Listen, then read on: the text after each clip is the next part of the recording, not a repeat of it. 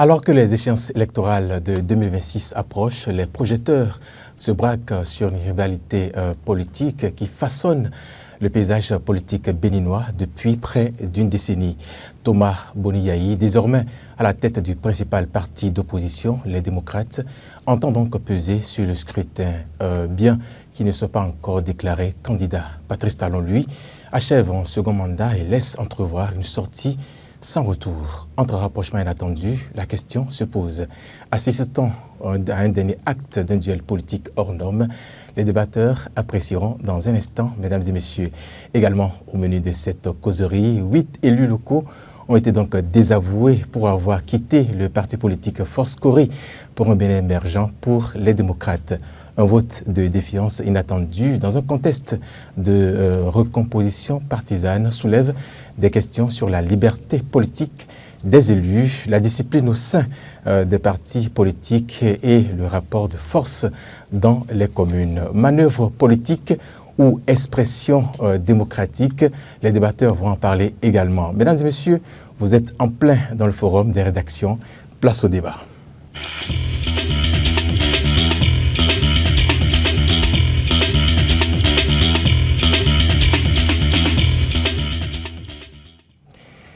Lui, c'est un habitué des plateaux que vous connaissez déjà. Il s'appelle Omar Adéanjou. Omar, bonjour. Vous me présentez comme habitué, mais bon, j'accepte. Mais vous l'êtes, oui ou non? Oui, habitué des plateaux, vous aussi. Le monsieur du 19h, le voilà désormais avec nous. Bonjour Melchior, merci. Enfin, bonsoir, merci infiniment de m'inviter sur le plateau. Et je profite pour avoir cette petite pensée envers notre rédacteur-chef, notre ami Mori Agua. Il nous manque. Bon congé à lui et vivement son retour. Mais franchement, il me manque aussi, hein, avec sa bonne humeur et tout. Voilà. Alors, en face de vous, lui, il répond au nom de Seth Atemi. Nouveau visage également. Seth Atemi, bonsoir. Bonsoir Melchior, bonsoir à tous. Bonsoir Omar. C'est comparé à moi quand vous disiez que vous étiez un habitué des plateaux. Ah d'accord. mais vous l'êtes aussi, hein, sauf que, bon... Sur Eden, c'est la première, mais ça va venir. Oui. Ok, d'accord. Alors, merci beaucoup pour avoir accepté de faire l'exercice avec nous, une fois encore, mesdames et messieurs. Alors, premier sujet, c'est est-ce qu'on peut parler de brouille entre Patrice Talon et Thomas Boni-Yayi? Oui, j'aime peut-être même le thème brouille pour dire qu'il n'y a pas encore le feu en la demeure Bénin. Il n'y a pas de problème. Et oui, c'est juste des bisbilles, on va dire, sur le plan politique, de petites brouilles. Oui, c'est normal dans l'arène politique qu'on ait comme ça de grands leaders qui donc se regardent un peu comme des adversaires et rien d'autre. Pas plus que ça, rien, juste des adversaires du moment, des adversaires parce qu'on s'en va à comment on appelle. Est-ce que ça devait être une adversité quand on parle de politique? Oui, pas d'animosité. Oui, non. Il n'y a pas de complémentarité. La démocratie, je pense qu'on s'oppose vraiment. Hein. D'accord. On s'oppose sous d'autres cieux, c'est beaucoup plus dur. Hein. On va même jusqu'à trouver comment on appelle, créer, si vous voulez, des soucis à l'autre sur le plan de la justice. Et regardez un peu en France aujourd'hui, Madame Le Pen qui est poursuivie, son éligibilité est mise en cause aujourd'hui à cause d'un procès qu'elle est en train de subir. Voilà, et ce n'est pas venu comme ça du jour au lendemain. Ce sont ses adversaires qui ont justement suscité tout ça. Et ça pose un problème dans l'arène politique. Voilà, mais dans l'arène politique, c'est tout à fait normal qu'il y ait comme ça des adversaires, qu'il y ait comme ça des personnalités politiques qui ne s'entendent pas. C'est ça aussi l'animation de la vie politique. Quand quelqu'un est en responsabilité, il est bon que celui qui est à la touche puisse de temps en temps dire « Oh, écoutez, ce Melchior là, qu'est-ce qu'il fout là-bas? Ils n'ont rien fait, c'est de la poudre aux yeux, ils ne font rien d'intéressant. » C'est tout à fait bien aussi. C'est des critiques qui permettent de chercher à voir, mais attendez, est-ce qu'il n'a pas finalement raison? Est-ce que ce n'est pas la poudre aux yeux? Oui, c'est comme ça. Maintenant, revenons maintenant à ces deux personnalités. Oui, il y a clairement une brouille depuis 2016. On sait d'où tout ça est parti. On se souvient de l'affaire de l'assassinat, tout ça, toutes ces choses-là. Donc, il y a une petite brouille. Même si au Bénin, ce n'est pas, comme je le dis, ce n'est pas encore la crise, il n'y a rien de grave, ça reste toujours sur le plan politique. Donc ça va, pour moi, il n'y a aucun souci, il y a brouille, espérons.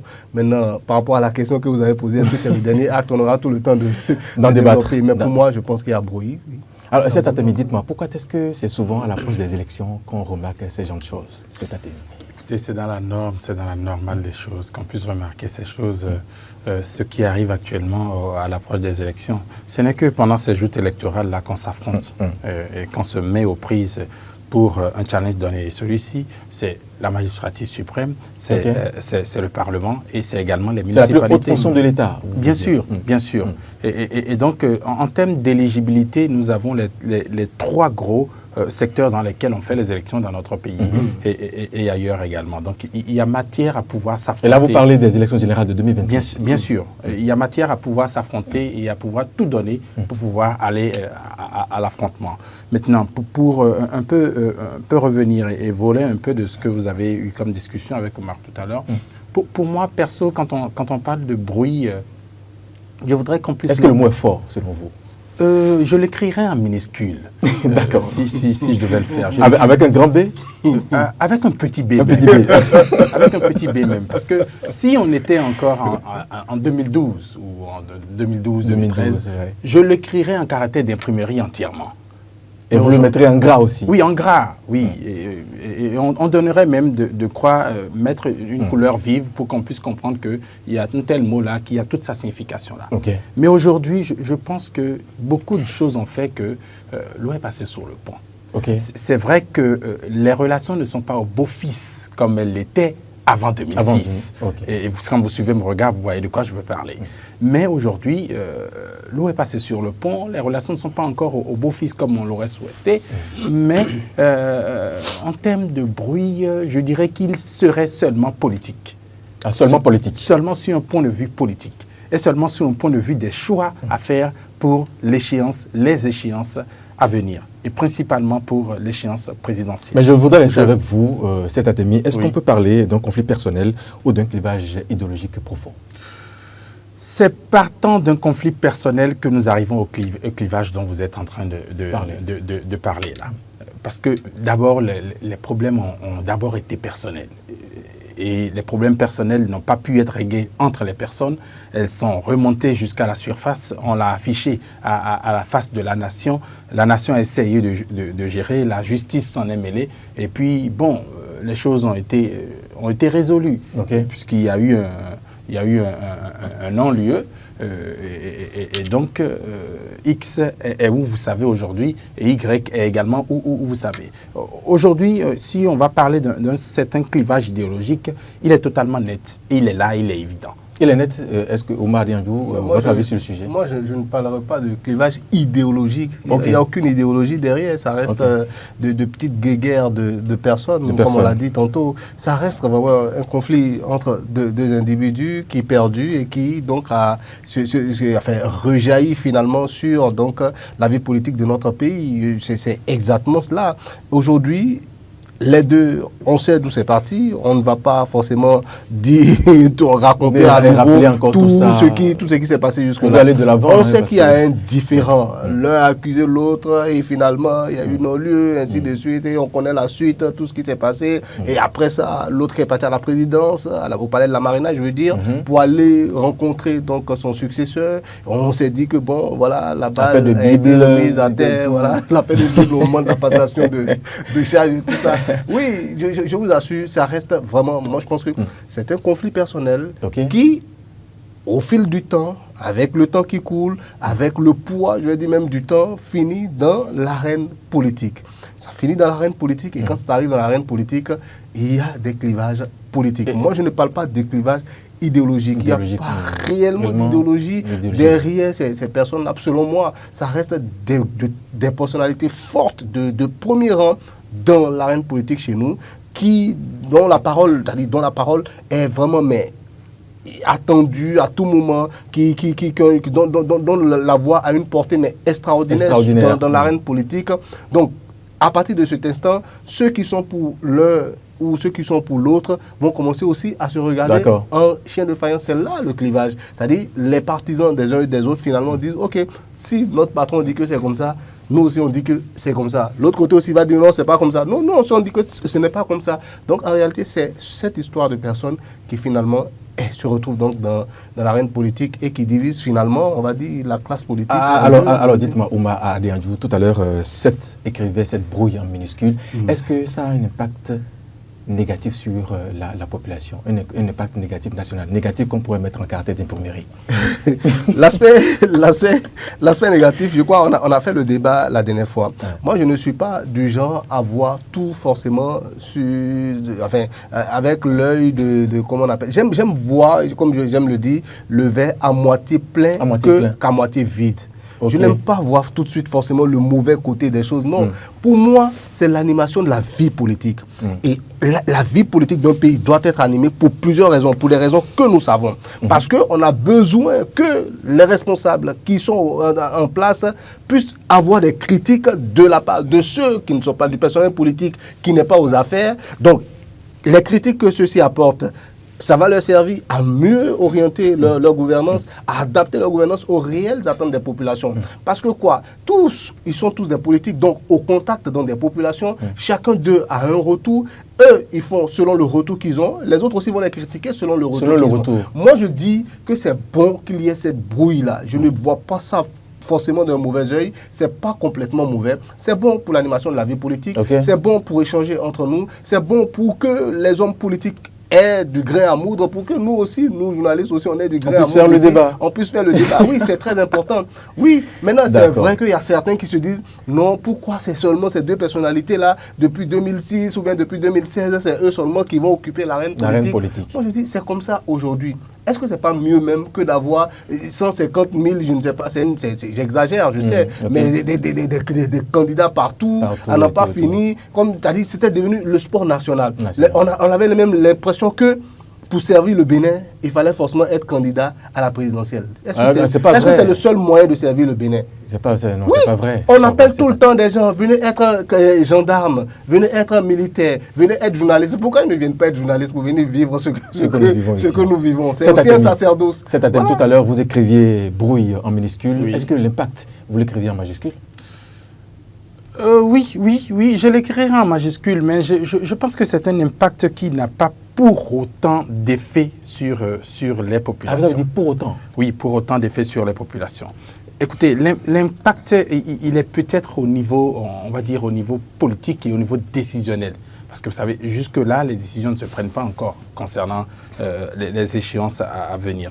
Donc, l'impact au niveau des populations, je pense que c'est peut-être au niveau, quand on va entrer dans le vif du sujet par rapport à toutes ces échéances-là, que nous allons peut-être constater qu'il y a un impact.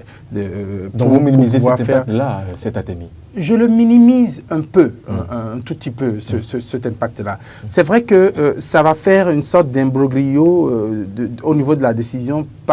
Pour certains, ils ne sauront pas où donner de la tête. Est-ce qu'il faut aller vers ici ou est-ce qu'il faut aller vers là, sachant que les deux étaient ensemble il y a peu et qu'aujourd'hui, ils ne le sont plus. Et donc, c'est vrai que ça va créer cet imbroglio-là. Mais pour l'instant, je pense qu'il faut aller posément. Écoutez, ni le chef de l'État en place, le président Patrice Talon, en fonction actuellement. Exactement, on a encore un candidat ou quelqu'un qui est en train de plébisciter, qui n'a pas encore déclaré, qui est en train de soutenir. Ce n'est pas encore fait. Ni encore moins l'ancien président Boni Yayi. Et donc, pour l'instant, on est calme, on est posé. C'est vrai qu'on est en train de voir des choses qui sont en train de se passer. C'est vrai que des coups de fil se passent derrière et tout le reste. Mais pour l'instant, on reste ça veut dire que vous êtes dans le secret des dieux parce que vous appelez de coups de fil.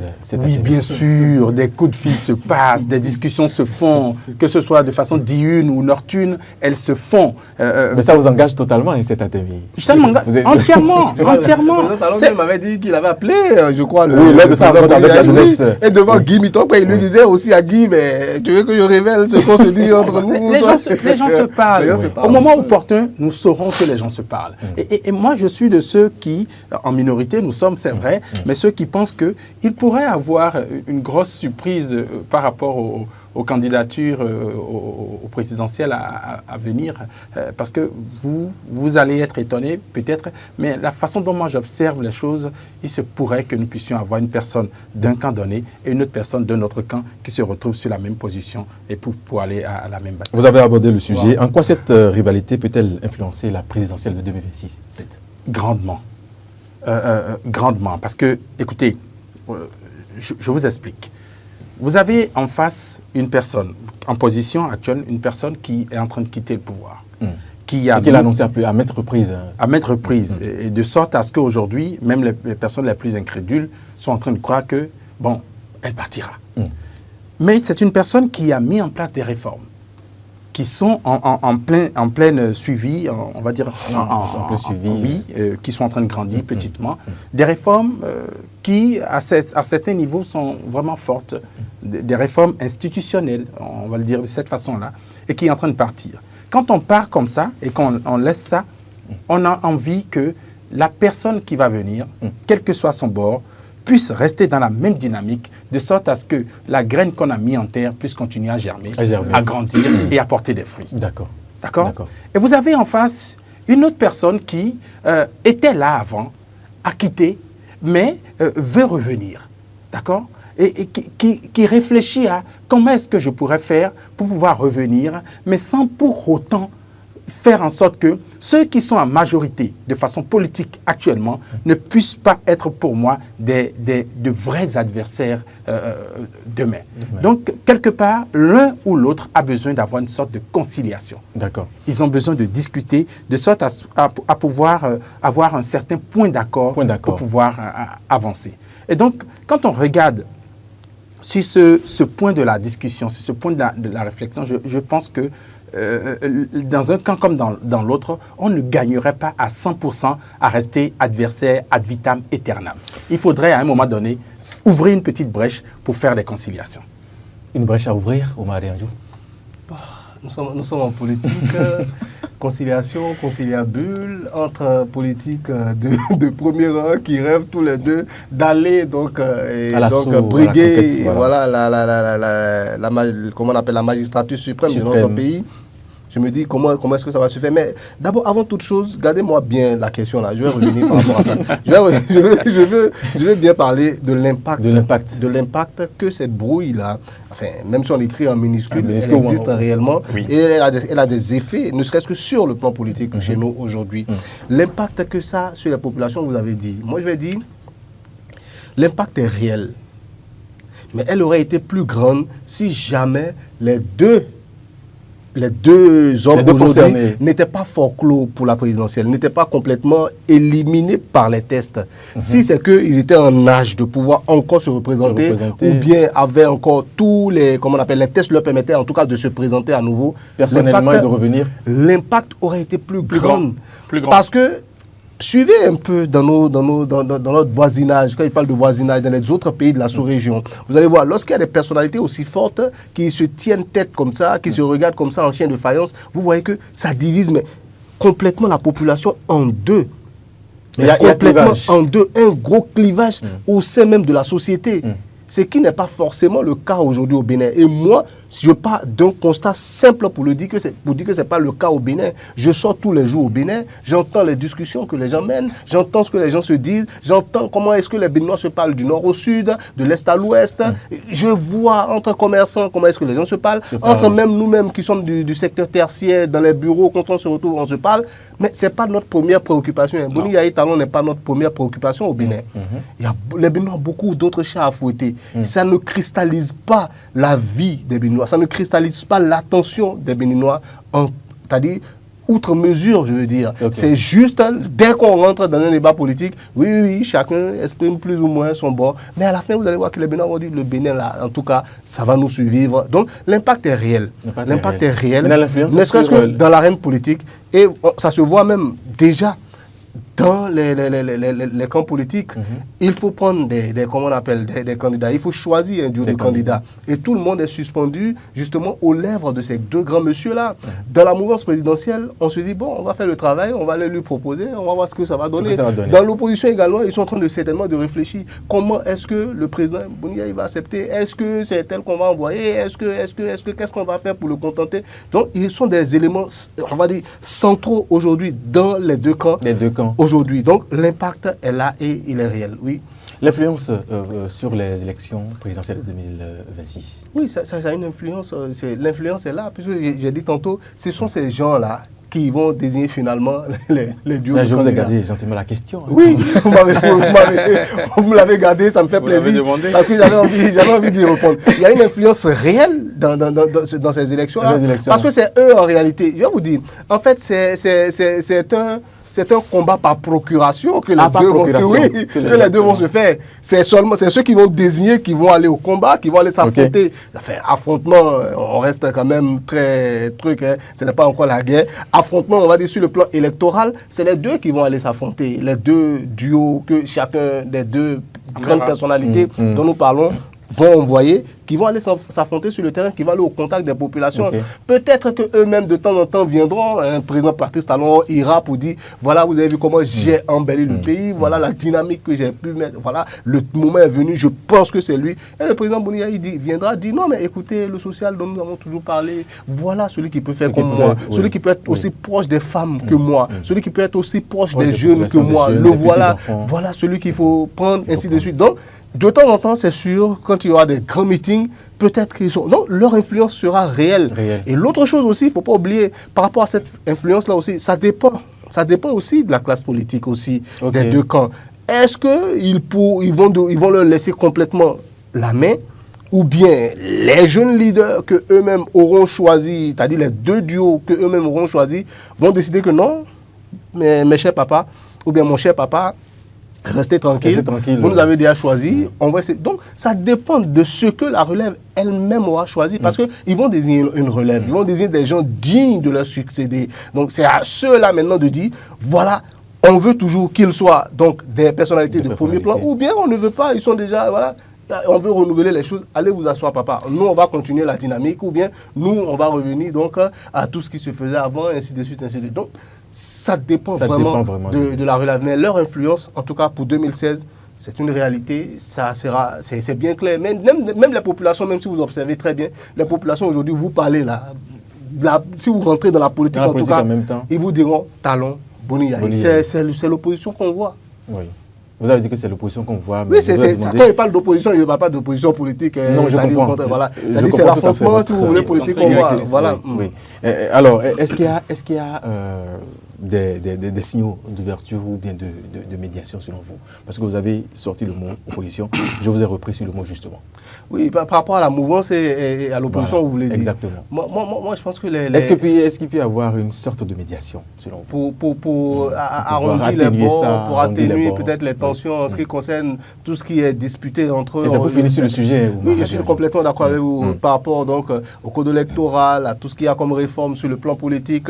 Est-ce qu'on peut arriver encore à les concilier? C'est bien compliqué, c'est bien difficile quand on sait que déjà à un certain nombre de mois de la présidentielle ou bien des élections, si vous voulez, on ne peut plus toucher au test parce que c'est des règles de la sous-région. Ce n'est pas seulement le Bénin, c'est des organisations sous-régionales qui l'ont imposé et nous avons adhéré librement à ces organisations. Donc on doit respecter ces règles-là. Ça sera bien compliqué, sauf seulement en cas d'unanimité. Et l'unanimité sera bien compliqué pour les politiques aujourd'hui. Regardez le président Patrice Talon. Il le dit, mais tout le temps, quand il a reçu les gens du COPIL, le comité de pilotage du fichier électoral, il leur a dit, non mais écoutez, je vous ai dit, audit du fichier électoral, ne me ramenez pas des histoires d'ordre politique. Il a été clair. De revoir le code électoral. Non, je ne suis pas dans... Voilà. Donc, ça, c'est un premier plan. Il est plutôt tranché dessus.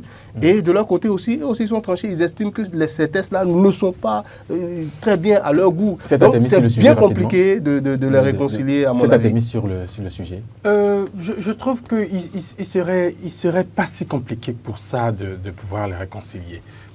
Pour vous, c'est pas compliqué. Alors que pour Omar, c'est carrément impossible. Hein? Il serait... Non, vous n'avez pas dit impossible. C'est très compliqué. Très compliqué. L'impossible n'est pas... Enfin, moi, je ne peux pas utiliser le mot impossible. Mais même si à l'heure actuelle, tu as dit, la possibilité pour que ça arrive est tellement faible que je me demande qu'est-ce qui va arriver. Peut-être le président Talon qui se lève un bon matin qui dit, bon, ok, d'accord, venez finalement. Bon, c'est pas grave. Asseyez-vous, vous voulez quoi comme test? Est-ce que vous pensez que ça, il y a la probabilité est grande? Ok. Voilà. C'est Atemi. Oui, je pense que, écoutez, les deux hommes ont des connaissances, ont des points qui peuvent les rallier. Autant sur un point de vue, je vais dire, idéologique, que sur un point de vue du choix de la personne à venir. Si le président actuel, par exemple, qui maîtrise bien l'entourage de l'ancien président Boni-Yayi, décide par exemple de se fier sur certaines personnes, technocrates soit-elles, qui ont travaillé autant avec lui qu'avec le président Boni-Yayi. Ils peuvent, à partir de ces contacts-là, pouvoir créer le lien qu'il faut pour pouvoir avancer. Moi, repartir sur de bonnes bases et avancer. Je ne pense pas qu'il faut dire jamais est-ce qu'il ne pourrait plus pouvoir se concilier, qu'il ne pourrait plus avancer. C'est peut-être pour cela que Oumar Adéanji faisait attention tout à l'heure en parlant de minime, il disait que c'est... Peut-être. La probabilité pour qu'ils s'entendent est faible. Disons-nous clairement la vérité. Regardez, excusez-moi, lorsque vous dites que non, il se peut que voilà, l'un adoube le candidat de l'autre, la démocratie devient quoi? Le duo va aller contre qui finalement? Alors que le paysage qui existe... Je ne sais pas, le contexte aujourd'hui, ce sont ces deux personnalités qui s'opposent. Vous êtes d'accord avec moi? Et moi, je ne vois pas en tout cas l'opposition aujourd'hui. On va s'allier encore avec un candidat plus au talon. Bon, je me demande comment est-ce que ça peut être possible. Et même la démocratie, ça sera quoi finalement? On va aller voter pour quoi finalement? Puisque bon, les deux qui font la politique, ce qu'elle est chez nous aujourd'hui, s'entendent finalement. Mais il n'y a plus de clivage, il n'y a plus rien. Je ne dis pas qu'elles s'entendent. Écoutez-moi. Okay. D'accord. Écoutez-moi. Ok, excusez-moi. Non, ça va. Je vous ai entendu.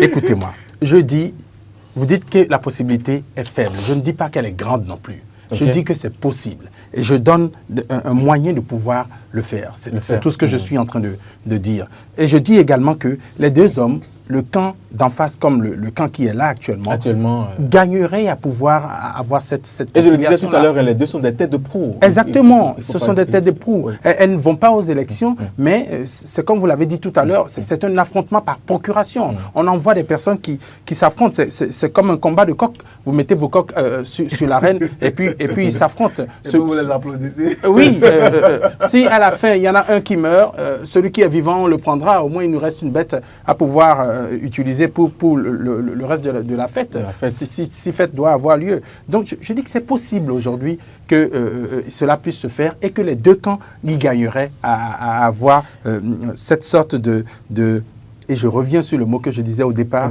dans mes propos, cette sorte de petite conciliation, un petit accord pour pouvoir avancer, quitte à ce que l'un ou l'autre puisse gagner après. Je ne dis pas que quand cela se fera, qu'il n'y aura plus d'affrontement pour les élections à venir. Alors cet Atemi, mesdames et messieurs, deuxième partie du forum des rédactions, c'est à parler de fêtes, mais il n'y a pas eu de fêtes à Kandi en ce qui concerne la décentralisation. 8 élus communaux ont été donc désavoués par vote de défiance. Cet Atemi, c'est vous qui avez parlé de fête, je me retourne vers vous directement, votre avis sur le sujet. On pouvait s'y attendre. La fête n'a pas eu lieu. On pouvait s'y attendre. Il faut le dire clairement. On pouvait s'y attendre. Ok, c'est. Et je vais partir un peu à la genèse. Les 8 qui sont partis, à la base, ce n'étaient pas des 8 qui étaient, on va dire, dans la mouvance. Non. Aucun parti de la mouvance. Non. C'était des personnes qui, à la base, appartenaient aux forces Kori pour émergent. FCBE. Parti qui avait comme leader un certain Boni-Yayi. Boni-Yayi qui, aujourd'hui, est... Décidément, son nom revient. Oui. Il s'impose à nous. Ils sont là, oui. Boni-Yayi qui, aujourd'hui, se trouve être le premier visage, le premier leader du parti, les démocrates. Vous savez que bientôt, nous aurons les joutes électorales. Chacun fait c'est dans quelques mois, hein, oui, c'est dans pas longtemps. C'est tout près. 6 mois ou 7 mois, je crois, il reste. Chacun fait ce qu'il peut pour ramener vers lui toutes les forces qui peuvent l'aider à conquérir le pouvoir. C'est très important. Que ce soit la magistrature suprême, que ce soit le Parlement, que ce soit les municipalités, il faut acquérir le maximum possible de voix.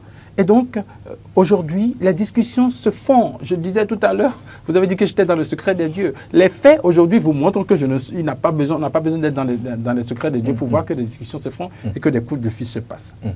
Oui, des discussions se sont faites au point où, déjà à mi-juillet ou même début juillet, il y avait déjà des signes qui montraient que ces personnes-là partiraient. Et finalement, c'est arrivé. Et le cas de Kandi, c'est 8 personnes qui partent du coup. C'est vrai, le nombre, il est grand, Mais le nombre est grand pour la décentralisation. Et ces 8 personnes qui étaient parmi elles, il y en avait au moins 4 ou 5, je sais, qui étaient à des postes clés. Parmi les 8 qui sont partis, il y a même le premier adjoint au maire qui est également parti. Et donc, c'est une chose totalement normale. Cela se passe également dans d'autres communes de notre pays. Okay. Ça revient à parler de cette affaire de transhumance politique. Oumar Diandjou, vous... Oui, j'ai bien envie de réagir. Oui, et j'ai particulièrement envie de réagir là parce qu'il y a beaucoup de personnes qui ne comprennent pas les propos lorsqu'on les exprime. Qu'il s'agisse de la mouvance, il est tout à fait normal qu'on tienne certains propos qui permettent d'expliquer, qui permettent d'analyser les comportements des uns et des autres. Et quand il s'agit de l'opposition, le propos peut ne pas être le même que celui de la mouvance. Parce que ce n'est pas exactement les mêmes contextes, les mêmes réalités des deux côtés.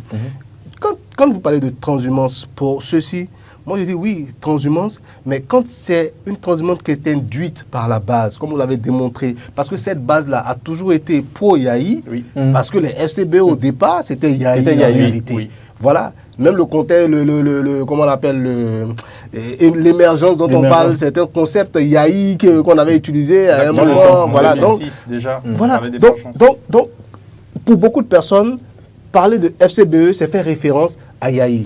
Dans nos populations, jusqu'aujourd'hui, vous êtes d'accord avec moi? Surtout qu'à un moment, le président Yahi, avec ses alliés, n'ont pas participé à certaines élections. Vous vous en souvenez? Donc, par exemple, à la présidentielle, ils n'étaient pas présents.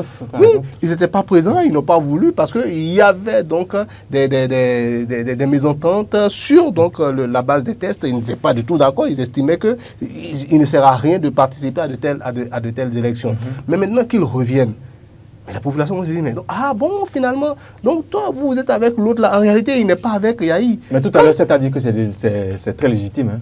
Oui, c'est ce que je veux dire. Quand c'est votre base qui vous l'impose, parce que vous êtes venu avec une certaine couleur vers eux, et qu'ils vous disent, oui, mais la couleur avec laquelle tu es venu là, mais apparemment, cette couleur-là ne représente plus ce que nous pensons. Mais à partir de ce moment, en tant qu'élu, tu dois pouvoir réagir. Sinon, qu'est-ce que tu paies? Disons-nous clairement la vérité. Qu'est-ce que tu paies? Tu paies ces voix-là aux prochaines élections. Dès qu'il y aura élection, c'est ceux-là qui votent pour toi. C'est ceux-là qui font de toi l'élu que tu es, la personne influente que tu es dans donc, le conseil communal. Donc, si tu ne les écoutes pas, mais tu vas perdre toute cette influence-là parce qu'ils ne voteront pas pour toi, parce que tu ne seras plus rien finalement. Donc, ils sont bien obligés, eux, de réagir à ce que leur base leur dit. Oui, ils sont bien obligés. C'est vrai que on peut appeler ça de la transhumance parce qu'on quitte les FCBE pour aller vers les démocrates, mais c'est induit par la base, ça se comprend. Par contre, quand vous allez dans la mouvance présidentielle, pourquoi est-ce que moi je fustige cette forme-là de transhumance et que je la qualifie même de félonie ou bien d'acte, je vais dire, oui, c'est des actes dolosifs pour moi. C'est-à-dire que c'est fraudé vis-à-vis de la population, c'est de la tromperie vis-à-vis de la population pour moi. Et comment qualifiez-vous justement le système? Non, attendez, je finis. Quand ça se fait comme ça, dans la mouvance, sans raison aucune, on est dans la même vision, on a les mêmes idées. Et comme ça, par rapport à ce que vous avez des intérêts, vous ne voulez plus donc être ce que la population a voulu que vous soyez. Vous étiez peut-être Moël Bénin, vous étiez peut-être Renaissance Nationale, vous étiez peut-être BR, et vous décidez comme ça, je m'en vais dans l'UPR parce que, bon, là-bas, on me donne beaucoup plus de place, ou bien vous poursuivez vos intérêts personnels. Là, on peut fustiger. Là, je fustige. Mais par contre, quand c'est induit par la base, parce que moi, je dis, en démocratie, il y a quelque chose qui est essentiel et que nous ne devons jamais perdre de vue. Que tu sois analyste politique ou homme politique en action sur le terrain. C'est que la démocratie, c'est le pouvoir du peuple. Et quand le peuple a décidé, tout le monde se met au pas. Exactement. Et moi, en tant qu'analyste, je me mets au pas. Je ne peux pas... Comment vous voulez que je fustige des gens à qui leur base leur dit, mais quittez, si c'est le cas, quittez et allez là où nous, on veut. C'est la base qui le décide. Voilà. Et c'est là où je dis, il y a du travail à faire pour les deux partis à Kandi. Que ce soit les FCBE, que ce soit les démocrates, il y a un bon boulot à faire là. Parce que les populations, en ce moment, voilà ce que ça donne. Il y a un vrai clivage qui est entre les deux parties là-bas. Oui, et cet Atemi, par rapport à ça non, pas par rapport à ça. Est-ce que, bien que le système partisan soit une très très bonne réforme, est-ce qu'il présente des failles? par rapport à ce qu'on très. Non, mais écoutez, je le dis parce que ça a réduit quand même le multipartisme. Bon, d'accord. Bon, ça va de regarder un certain nombre de problèmes, mais très, moi j'estime que c'est pas très. Ça devrait vous réjouir parce que tout à l'heure, vous vous êtes plaint que c'est mieux qu'on ait juste 2 personnes. Voilà pourquoi j'ai dit très. Plutôt que d'en avoir 150 000. Voilà. Oui, c'est là où beaucoup ne comprennent pas. Parce qu'on avait environ 200, c'est pour ça qu'il ajoutait très. Et je suis d'accord. Quand c'est bon, quand quelque chose, quand il y a des aspects qui sont plutôt bien dans quelque chose, il faut le souligner. Mais quand il y a de mauvais côtés aussi, il faut pouvoir. Oui, et justement, à cause de ces mauvais côtés, j'ai dit, est-ce que derrière ce trait-là, il n'y a pas une petite faille? D'accord. C'est juste à cause de cette. Bon, parfait. Qui disait trait? Non, écoutez, si on regarde bien, on verra que la réforme du système partisan à la base, le travail qui est fait derrière, de façon, je vais dire, j'ai envie de dire méthodique. D'accord, okay, je ne dirais pas méthodologique, je dirais méthodique. Il est pas mal, il est bien. Mais dans certaines décisions, dans certaines lois qui ont été prises, j'ai peur. Je ne suis pas encore là, je n'ai jamais été là. Les experts pourront mieux parler. Mais vous serez peut-être là. Peut-être un jour, on ne sait jamais. Vous rêvez de devenir politique non, ce n'est pas forcément un rêve. On dit que si vous faites pas la politique vous fera. Il y a un proverbe de chez moi qui dit qu'on ne sait pas où les pieds mènent la tête. Donc, on ne sait jamais. Je n'ai jamais pensé être avec vous un jour. Aujourd'hui, je suis avec vous. Et je ne m'en plais pas du tout. Et on partage le plateau ensemble. Et voilà, avec plaisir. Oui, avec plaisir. Donc, voilà. Donc, j'ai peur, moi, en observant que certaines lois et de cette réforme du système partisan n'est pas pris en compte tout le besoin, je veux dire, existant, tous les besoins existants de notre politique. Okay. C'est-à-dire qu'on l'a fait parce qu'on est d'un tel bord, on l'a fait parce qu'on se trouve dans une telle position et que c'est peut-être avantageux pour soi aujourd'hui. Donc, j'ai peur pour ça. Mais quand on regardera sur 10, c'est peut-être qu'on en trouvera 7, 6 ou 7 ou 7 au maximum. Au maximum. D'accord ? Il y a de petites failles. Il n'y a rien qui soit parfait dans ce monde humain que nous habitons. Donc, il y a de petites failles. Mais cependant, si on devait revenir au système partisan, moi, je dirais oui. Non, mais on y est déjà. Si on devait revenir aux anciens tests? Non, pas du tout. C'est-à-dire que si on devait tout faire, d'accord, on devait tout revoir à zéro et on demanderait s'il faut repartir sur le système partisan que nous sommes en train d'expérimenter actuellement ou repartir à l'ancienne méthode. Non, moi je dirais il faut partir sur le système partisan parce qu'on en gagne plus que nous n'en perdons. Okay. Il y a plus de bien là-dedans qu'il y a des failles, qu'il y a de mauvaises choses là-dedans. Je finirai en disant que ce sont les parlementaires qui prennent les lois, qui votent les lois, qui nous les font part après. Il faudrait que chacun puisse faire attention à bien lire les tests avant de pouvoir faire leur validation. Parce que les tests qu'ils ont votés, qu'ils s'en plaignent eux-mêmes après, ça fait l'objet d'un quoi. Oui, oui. On se dit même, finalement, c'est vous qui l'avez adopté, qui nous l'avez soumis. Et vous vous en plaignez après. Vous en plaignez après, ok. Alors très rapidement, Oumar Adéandiou, quel est votre avis? Parce que tout à l'heure, vous redoutiez le trait que je disais tout à l'heure. Oui, le trait, parce que moi, je suis pour les réformes à la tête d'un pays pour une raison bien précise. Je l'ai dit à plusieurs reprises, beaucoup de personnes m'envoient des pics comme ça sur Internet. C'est pas bien grave. Peut-être qu'ils ne me comprennent pas aujourd'hui. Mais un jour, le piqué. Oui, on va le piquer. Et oui, ce matin particulièrement, j'ai été piqué parce qu'on m'a transféré des idioties d'un type là. Bon. Et donc, moi, je pense que il est important de faire des réformes à la tête d'un pays pour une raison bien précise. Parce que ce sont ces réformes qui font évoluer. Oui. Les sociétés bougent, les sociétés changent. Les sociétés ne sont pas immuables. Les sociétés sont vivantes. Donc, à partir de cet instant, les tests qui régissent les sociétés doivent à tout moment s'adapter à l'évolution également de la société. Oui. Il faut à tout moment s'adapter. Donc, à partir de cet instant, il est bon de réformer. Moi, je suis un moderniste, mais à fond, j'aime me mettre à mon époque. J'aime faire ce qui se fait à mon époque. Je ne sais pas si vous comprenez. C'est comme nous qui sommes ici aujourd'hui, nous sommes tous journalistes et que certains disent « Non, il ne faut pas utiliser les IA. N'utilise pas les IA. Pourquoi tu vas utiliser IA? C'est de la tricherie. » Non, n'utilise pas. Il faut laisser les IA. les enfants qui viendront derrière toi, ils vont l'utiliser proprement. et ils viendront être bien supérieurs à toi. Meilleurs que toi. Avec les IA, par exemple, tu auras de la documentation, mais en un clin d'œil. En un clin d'œil. Donc, c'est exactement ça aussi, la vie politique. Si vous n'évoluez pas, les autres autour de vous vont évoluer. Vous qui êtes resté statique, en réalité, vous avez régressé, en réalité, parce que tous les autres ont évolué. Donc, les réformes, c'est important. Mais aucune œuvre humaine n'est parfaite. Et vous l'avez dit tout à l'heure, il n'y a pas d'œuvre humaine parfaite. À partir de là, ça veut dire que, normalement, celui qui propose donc une œuvre doit être prêt au même moment à dire ok, d'accord, vos critiques, c'est là où je ne comprends pas, par exemple, la mouvance. Pourquoi on refuse finalement de voir, s'entendre pour parfaire les choses? Et au même moment, je dis à tous ceux qui contestent les choses, le plus important aujourd'hui au Bénin, c'est de rester légaliste. Attendez, je vais finir sur ce mot-là. C'est de rester légaliste. Pourquoi? Parce que nous sommes en République, vous l'avez rappelé un tout petit peu. Nous sommes en République et on sait comment les lois, les tests se prennent, comment les lois se votent. C'est le législateur qui décide. Et ce législateur-là, c'est justement eux les hommes politiques. C'est à eux s'ils veulent vraiment changer et que la majorité dit non pour le moment, c'est la trouvaille que nous on a pour juguler tout ce qu'on a comme mauvaise pratique dans le temps.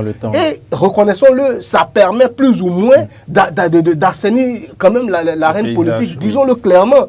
À moins qu'on refuse de voir la vérité en face, à moins qu'on décide de se bander les yeux parce que tout simplement on est omnubilé par ce que nos leaders nous disent. Sinon en réalité ça règle un certain nombre de problèmes, mais au même moment ça en pose d'autres. Donc, il est tout à fait normal qu'on puisse les revoir, mais je ne comprends pas pourquoi ils ne peuvent pas s'entendre au revoir. Alors, je vais rester avec vous parce qu'on a tendance à voir la chose sous l'angle politique. Alors qu'il y a un problème de décentralisation là. Ce sont des élus communaux qui ont été désavoués. Quel impact cela pourrait avoir sur la décentralisation? Merci infiniment, Melchior, parce que là, vous touchez un problème qui est essentiel. On parle de décentralisation, c'est vrai, mais même dans la décentralisation, il y a tout un pan qui est très politique aussi, parce que c'est les politiques qui se retrouvent là-bas. Non, c'est plus la politique à la base. Oui, la politique à la base, ça reste de la politique. C'est les mêmes qui sont sur le plan national, qui donc dirigent ceux qui sont à la base là-bas également. Donc, ça reste des sujets également très politiques. Et c'est là où je trouve cette loi qui permet aux gens de tout de suite commencer à réprimer ceux qui font, comment on appelle, ceux qui font défection, par exemple, d'un parti politique. Pouvoir les réprimer comme ça, de cette manière, moi je dis, on doit peut-être revoir cette loi-là. Je vais vous paraître un peu bizarre. Vous êtes pour la transhumance, c'est ça? La transhumance politique? Voilà, c'est là où je dis, je vais vous paraître un peu bizarre. Il y a des cas où la loi permet finalement de punir quelqu'un à qui la base a dit de quitter là. Il faut qu'on puisse voir. Si c'est sa base, ce sont ses électeurs qui le lui imposent. Parce que le cas, par exemple, de certains élus qui aujourd'hui vont vers les LD. Mais qui avaient porté le manteau des Foscori pour un Bénin émergent. Parce que les Foscori, à un moment, étaient donc collés, l'image des qu'on collait à l'image des Foscori, c'était justement le leader aujourd'hui des LD. Des démocrates. Oui. Donc à partir de cet instant, je me dis, est-ce que la loi ne peut pas voir, à partir de cet instant, pour voir qui a le droit finalement de changer de camp lorsque son parti politique ne respecte plus, lui, son idéologie, lui, sa vision, lui, les couleurs pour lesquelles il est parti. Si le parti politique lui-même ne respecte plus, on doit permettre à l'élu de dire, ok, ce parti politique-là, ce n'était pas comme ça qu'on était arrivé devant la population. Aujourd'hui, ça ne se... Donc, c'est un gros souci. C'est pourquoi je vous disais, je vous remercie de poser le problème. La transhumance, on veut la corriger. Et on met donc des choses en place pour pouvoir permettre donc des votes de défiance, pour empêcher toutes ces choses-là. Mais au même moment, voilà un autre problème qui s'oppose, où le parti peut ne pas être conforme aux idées de ceux qui votent donc pour ce parti-là. Qu'est-ce qu'on fait? Ce qu'Omar dit est profond et il est tellement précis, mais je ne sais pas si les gens le comprennent. La loi dit que quand vous êtes maire ou député, que vous êtes élu sur la base d'un parti, peut-être les Verts, d'accord? Et que vous arrivez au pouvoir, que vous occupez une fonction donnée, vous n'avez... Vous parlez clairement des verts, hein, si vous me regardez. J'ai choisi la couleur au hasard. Les bleus. Les bleus. Je suis en bleu. Les bleus. Ou si vous voulez les jaunes or. Non, les bleus, c'est bon. Ou bien carrément les noirs. Je me garde. Oui, pas les noirs. Chacun défend sa Je me couleur garde sur le plateau. les bleus. Donc les bleus, si vous êtes par exemple des bleus, que vous avez été élu maire ou député à une fonction donnée, d'accord? La loi dit que tant que le mandat n'est pas terminé et que vous changez, vous décidez de changer de bord, vous perdez votre poste et vous perdez votre titre. Et vous perdez tous les droits afférents à votre... Mais et pourquoi les gens c'est parce que la loi dit, c'est plutôt le vote de défiance qui peut vous arracher ça. Oui. C'est le fait de permettre ce vote de défiance. C'est la loi qui prévoit le vote de défiance. Oui. D'accord? Oui. Et donc, tout ça, c'est un peu pour corriger les transhumances politiques, tous azimuts. Éviter les transfuges qui se retrouvent qui se faisaient du jour au lendemain dans un autre parti. Mais la loi n'a pas encore pensé à ces personnes-là qui sont d'un parti politique, qui sont élus pour un autre parti politique peut-être, qui font fonction, d'accord, qui à un moment donné, compte tenu de l'exigence que leur fait leur base, veulent revenir. Parce que si elles ne reviennent pas, aux prochaines joutes électorales, soit-elles municipales, législatives ou présidentielles, elles prêteront. Okay. C'est un problème délicat. Il faut encore continuer à réfléchir là-dessus.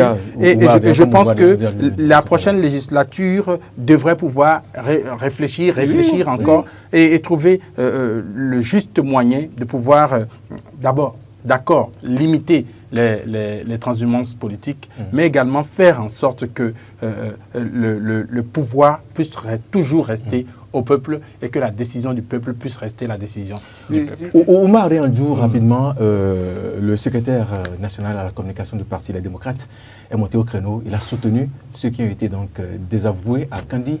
Il a parlé d'une démocratie à double sens. Que pensez-vous de cette expression, Oumar? Démocratie à double sens. D'abord, le soutien qu'il apporte à ces personnes-là, je dis que ça, c'est de bonne guerre. C'est légitime. Oui, c'est de bonne guerre. C'est des gens qui viennent chez moi. Je dois donc, pourquoi pas, faire tout pour pouvoir donc être avec eux, m'arranger pour que ces personnes-là soient toujours avec moi. C'est essentiel. Moi, je ne sais pas comment est-ce que je peux vous l'exprimer pour que vous compreniez. Lorsque des gens quittent un camp pour venir vers vous, vous êtes plutôt heureux. Et Guy Mitokwe est justement dans cette logique-là aujourd'hui. Il est heureux de les accueillir, il est heureux de dire, OK, vous êtes revenus là où nous tous, lorsqu'on était de l'autre côté avec le président Yahi, là où nous étions tous, vous êtes revenus là où le président veut que nous soyons aujourd'hui. Et eux, ils pourront aller faire maintenant un retour donc à leur base pour dire, désormais, on est déjà avec nos amis et ça se passe plutôt bien. Et moi, je pense qu'il est dans cette logique-là. Il doit pouvoir se réjouir. Et c'est ce que je disais tantôt. Désormais, ne serait-ce que dans l'inscription électorale contenant la commune de Kandi et tout, il y a des cartes à jouer, ne serait-ce que pour ces deux partis-là. Il va falloir maintenant commencer à batailler. Parce que les FCBE non plus ne vont pas rester les bras croisés. Ils vont se battre. Ils ont des leaders là-bas également. Et les LD aussi, ils vont devoir dire, ah mais écoutez, donc s'il y a des gens qui commandent à nos gars de revenir chez nous, ça veut dire qu'il y a quelques voix à gratter là-bas aussi. Il faut qu'on y aille très tôt pour pouvoir donc, voilà. Donc c'était mythique des rencontres là-bas. C'est sûr que quand il sera l'épicentre, on va dire, au niveau de la Liborie, du combat entre FCBE et comment on l'appelle. Mais un petit mot quand même sur la loi. Ce que je disais, et cette l'a dit plus ou moins par rapport à la loi qui permet les votes de défiance. Moi, je voudrais que le législateur relève deux choses par rapport à cette loi-là. Parce que quand on met des lois en place, j'ai dit, la société évolue et même dans l'expérimentation des lois, dans l'application des lois, on peut relever quelques failles. Voilà. Donc, l'une des failles aussi, c'est que cette loi qui permet les votes de défiance permet finalement de punir les gens point oui ou point non. Oui. Donc ça, on doit pouvoir. C'est vrai qu'il faut corriger la transhumance, et ça, je le soutiens. C'est-à-dire les gens qui quittent juste par intérêt, là, il faut les saquer, il faut les cisailler. Il faut éviter, il faut les sortir de l'arène politique. Ils ne doivent pas faire partie du personnel politique du Bénin. Et donc moi je dis, permettez, pardon Melchior. Et donc, il faudrait que nos penseurs, les universitaires, ceux qui réfléchissent là pour sortir les choses qu'on va proposer maintenant au personnel politique, qui lui va le prendre, l'envoyer à l'Assemblée pour voir comment est-ce qu'on fait passer les lois. il faut commencer à réfléchir par rapport à ça. Ça fait partie aussi de la décentralisation dont on parle. Donc, pour que cette décentralisation-là marche correctement, cette loi de défiance, cette loi qui permet le vote de défiance contre tel ou tel leader parce que tout simplement, il s'est exprimé dans le parti, il n'a pas le droit de s'exprimer, ou bien il a décidé que, bon, sa base, voilà. Donc, il faut qu'on revoie pour que ce ne soit pas trop facile de les évincer. Donc, des charges qu'ils ont au niveau des municipalités en tant qu'élus, et au même moment aussi pouvoir donc corriger le problème de la conjoncture. Votre mot de la fin rapidement. Sur un point de vue administratif, ce qu'il dit est juste. Donc il faut pouvoir réfléchir à cela. Et ceux qui doivent réfléchir, réfléchiront. Un mot de fin pour finir, merci. Je dirais aux politiques que ce qu'ils ont à faire, ils le font d'abord pour le peuple. Donc, qu'en agissant... Et vous le dites aussi, parce que vous avez dit sur le plateau tout à l'heure que c'est possible que vous soyez... Bon, bref, allez-y. On n'y est pas encore. Ça ne vous passionne pas autant. Ça c'est vrai. Non. Vous savez, vous qui m'observez, qui êtes avec moi, que c'est une passion pour moi.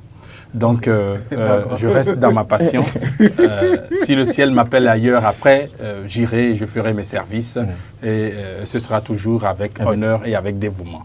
Mais je dirais à ceux qui sont au niveau de la décision aujourd'hui, les politiques, que tout ce qu'ils font, qu'ils sachent que c'est pour le peuple. Et donc qu'ils fassent les choses de sorte à ce que le peuple ne puisse pas demain en souffrir. Faites-le, mais en y mettant du cœur. Faites-le, mais en y mettant de l'engagement. Faites-le en sachant que vous êtes béninois et que les personnes pour qui vous êtes en train de le faire sont des béninois. Ne le faites pas mal. Si le Bénin souffre, c'est que c'est tous les Béninois qui vont souffrir. Oumar Dianjou, votre mot de la fin. Oui, le mot de la fin, on est parti de la brouille entre les deux grandes personnalités aujourd'hui sur le plan politique jusqu'au vote de défiance qui a pu éjecter donc de leur poste les 8 élus locaux. Ce qui a fragilisé un peu la décentralisation, on en a parlé également. Bon, est-ce que ça fragilise la décentralisation? En tout cas, c'est un réel problème.